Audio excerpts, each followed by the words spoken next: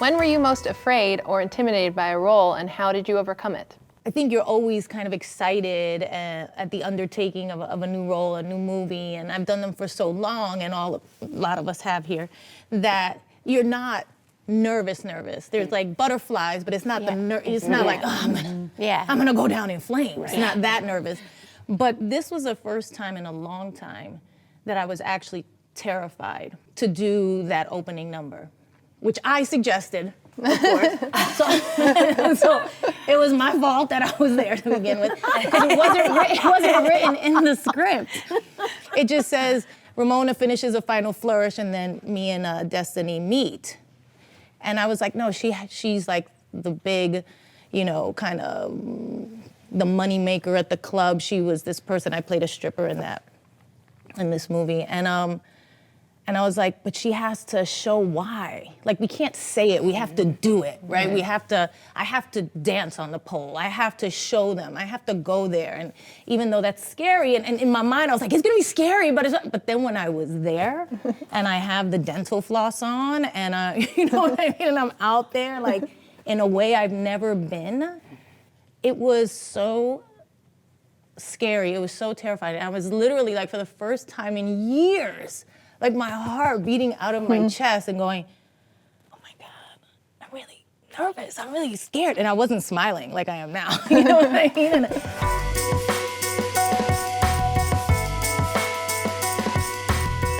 I think when I first started, one of the things that I wanted to do, because I was Puerto Rican, Latina, was that I wanted to be in romantic comedies because I felt like all the women in romantic comedies were always looked the same way. They were always just, they were always white, and I was like, there's never anybody. If I can do it and just show that I'm every girl, because I am the hopeless romantic. I am the single working woman. I was those things, and that's one of the things that. You asked earlier, like, did you make certain choices? And I remember thinking, like, I need to be the lead in a romantic comedy. I need to do that. I have to do that.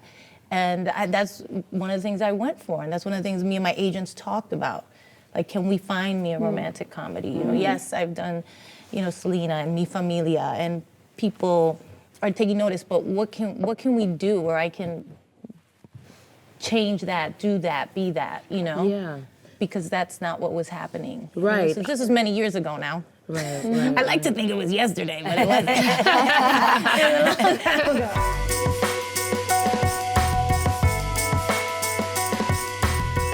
Do you feel the culture around nudity and sex scenes has changed in the way it's discussed now and the choices you would make yourselves as actresses? I don't know, I think it's a personal choice. I've always felt like that's a personal choice for anybody. I don't judge anybody for doing it, for not doing it. You take a role, you decide what you're gonna do, you discuss it with your director, you see if it serves the story and the character in the best way, and then you have a choice to say yes or no. You spoke about how early on in your career you were asked to take your top I didn't want off, to. and you didn't. I didn't want to. Oh, you're talking about more of an early personal. Oh, that was not a.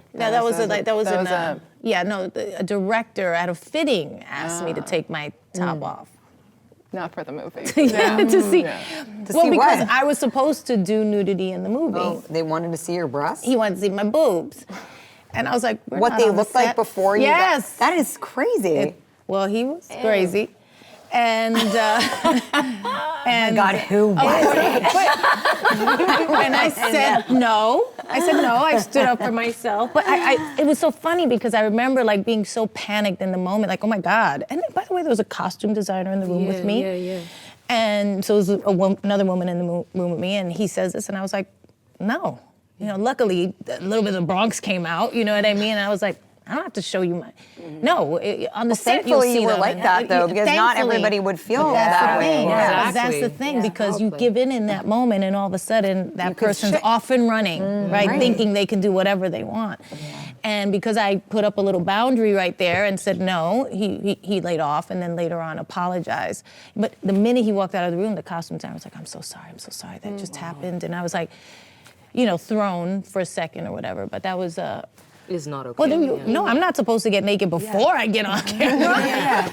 And I take it off at the last minute. Like, I know this stuff. And so, again, it's like teaching, passing it down. And what's happened now is a big lesson for all women, right? It's like, no, these things are okay, these things are not okay. And it doesn't matter what context it's in. It's and you get to have a never okay to feel uncomfortable. Right. And as you said, the light is on now, Yes. both in what feels comfortable and how to set boundaries, but also in calling someone out.